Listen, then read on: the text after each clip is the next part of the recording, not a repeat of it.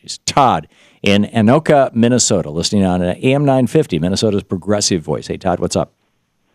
Hi, Tom. Thanks for taking the call. Anything Goes Fridays are your form of our brain stimulation and supplement, and I appreciate that. But the reason for my call is I'm a guy who's been around for over half century, and I believe I've witnessed the global warming, the effects of it in my lifetime. And what I'm concerned with is how it seems that we've allowed the conversation to change from global warming to climate change, the way that it's being referenced. And if you look at the brief history of it, for so long people denied that there was global warming. And then when the preponderance of evidence showed that there was global warming, now they're saying, well, it's just climate change, and we've been through climate changes before. Right. And my response to in fact, they love to say we've been through periods of warming of the globe before. But I guess my point is we've never been through periods of warming when we had over 6 billion people on Earth and 30,000 airplane flights a day and 800 million automobiles and coal-fired power plants and all this myriad of things that add more carbon to the air. Well, and the times that we have had really significant, like 5 degrees Celsius warmings before, they've been called extinctions.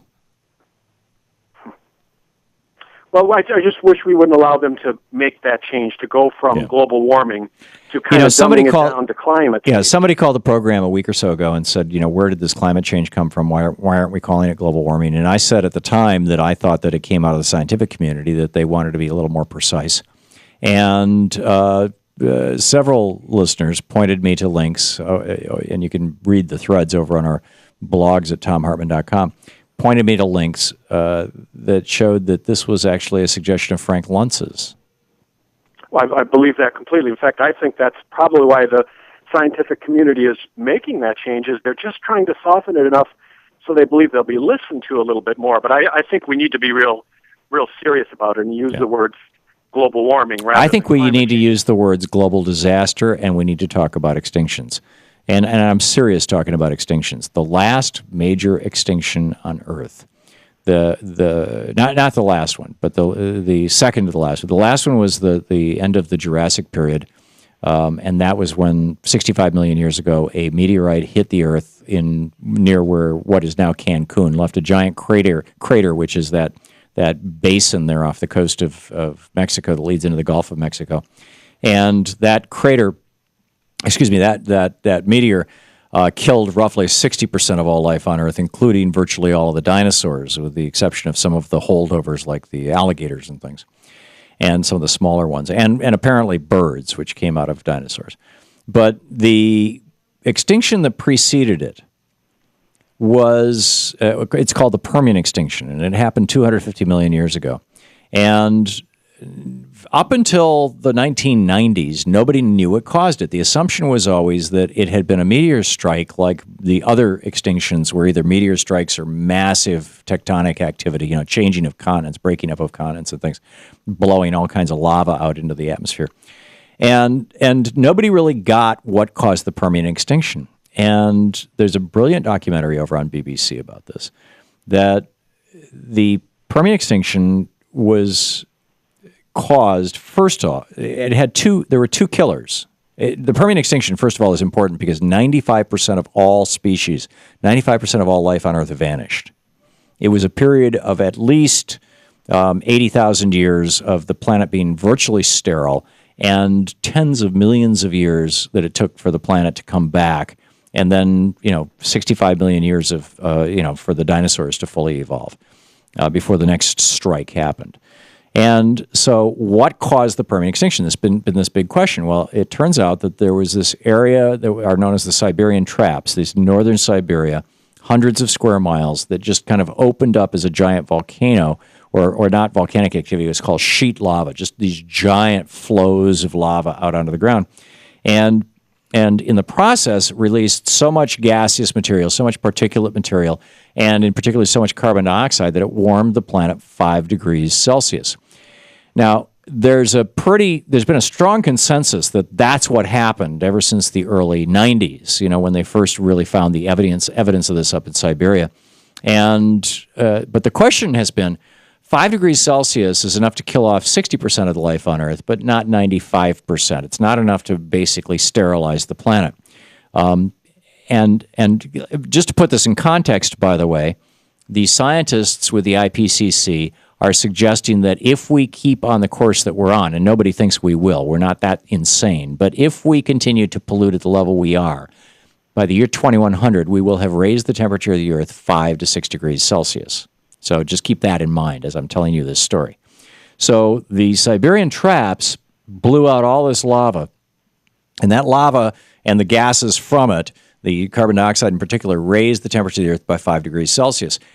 But like I said, that's not enough to kill everything. So what was it that killed everything? Well, it turned out that along the coasts of all, on all of our oceans, along that area where the land becomes sea, where the land subducts under the water, where the land goes down under the water, or the water covers the land, you've got the areas of greatest biodiversity on the planet, and because of their edges. Edges are always places of great diversity and activity.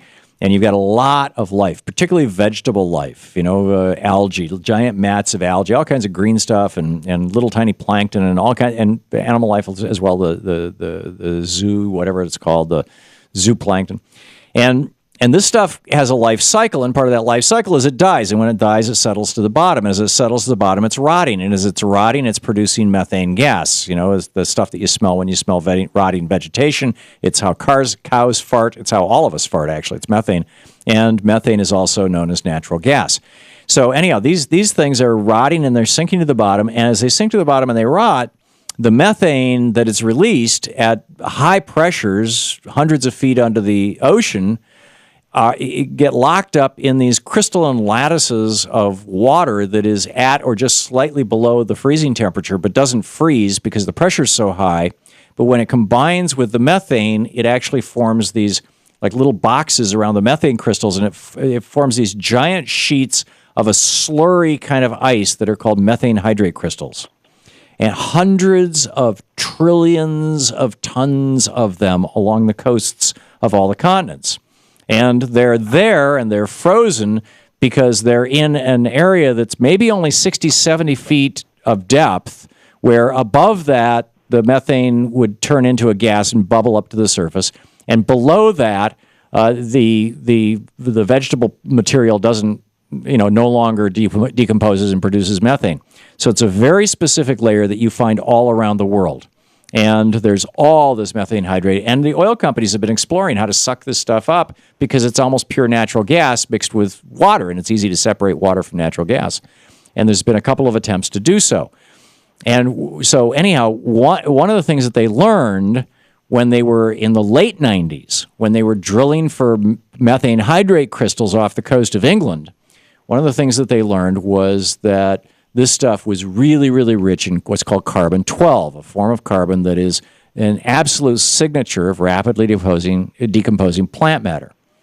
About the same time, a group of geologists who were looking at the Permian extinction in Antarctica, in South Africa, and in Greenland found that in the Permian extinction layers, that 80,000-year layer, about 40,000 years into it, long after the Siberian traps had stopped erupting, but while the planet was still 5 degrees warmer, because it takes a long time for that CO2 to go out of the atmosphere, about 40,000 years into this, there was a second giant warming of the planet.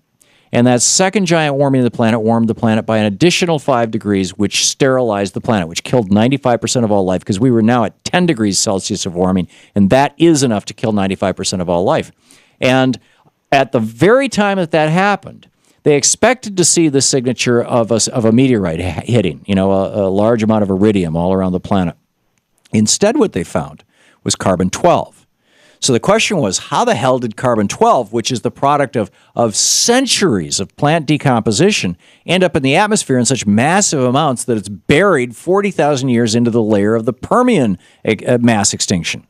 Turns out that 5 degrees Celsius temperature increase in the planet was enough over that 40,000 years to warm the oceans to the point where that layer of methane hydrate crystals warmed up, and all those crystals started melting, releasing the gas. Gas bubbled up into the air. Methane is 25 times more potent than carbon dioxide as a greenhouse gas. And so for the next 40,000 years, it raised the temperature 10 degrees Celsius, and that was the Permian extinction.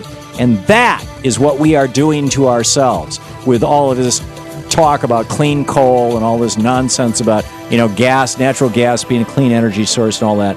Todd, sorry to go off on you, but and that we ran out of time for you to respond. Thank you for the call. You're listening to the Thom Hartmann Program. Visit ThomHartmann.com for audio and video archives. Apropos of, and back to what Todd said, instead of calling it climate change and global warming, we need to start talking about the next Permian extinction. We need to talk about climate crisis.